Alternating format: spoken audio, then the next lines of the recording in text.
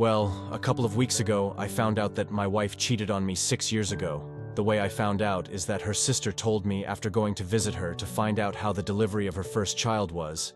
She confessed to me that 6 years ago, my wife told her that she slept drunk with her best friend. In her words, my wife was very sorry. At the time, she told me I was with my son, and immediately after leaving her house, I went to take a paternity test with him, fearing the worst. A week later, I get the results and my fears came true. My son is not mine.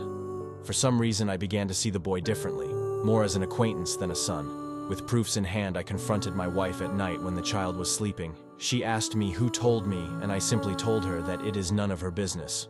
Although obviously it will not take long to connect the dots that it was her sister. Well, that is not my problem now. Regardless of that, I asked her for a divorce, which is now in process. She was devastated. She swore to me more than once that nothing happened with anyone again, that she has been faithful to me in body and soul since then.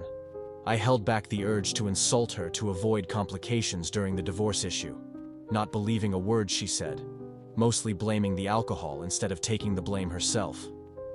After talking about it, she threatened me saying that she would demand full custody of the child.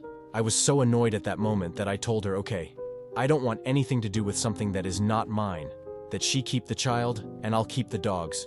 We have 2 dogs that we adopted as puppies, and they are currently 8 years old each. After my words, she tried to convince me to take care of the child with her, that I am his father. At that moment, I exploded. I was so angry and I had held back so much the urge to scream that I just yelled her to go and take her bastard with her. A week has passed since that and I am at home. It is in my name because it is a gift from my parents. She went to her parents' house with her kid. She has not called me since then. She left with everything and the half-asleep kid when I yelled at her, especially since it was the first time I really yelled at her. It sure affected her. I talked to my parents and my dad told me that I did the right thing and that I shouldn't be raising something that is not of my blood, and I agree with him. However, the pain is still there. My younger brother told me to write here to entertain myself.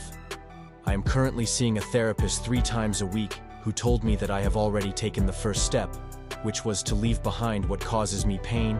It just hurts to know that my family no longer exists. Regarding why my sister-in-law told me everything, according to her, she felt guilty seeing me always happy with my son, knowing that he may not be mine, and that the fact that we went to visit her in a moment of weakness caused her to completely break down with guilt. I don't know how true that is. I just know that right now I feel tremendous hatred for my wife, and a feeling between pain and resentment for the child.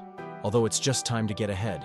I just hope the divorce goes smoothly. We have separate financiers and properties, and if she really asks for child support, I have proof that it's not mine. According to my lawyer, that's more than enough. If she tries a legal process for that, my therapist also recommended that I not see him nor her. That regardless of the child's feelings, I should focus on my own first. That the child is no longer my problem, and the sooner I accept it, the better.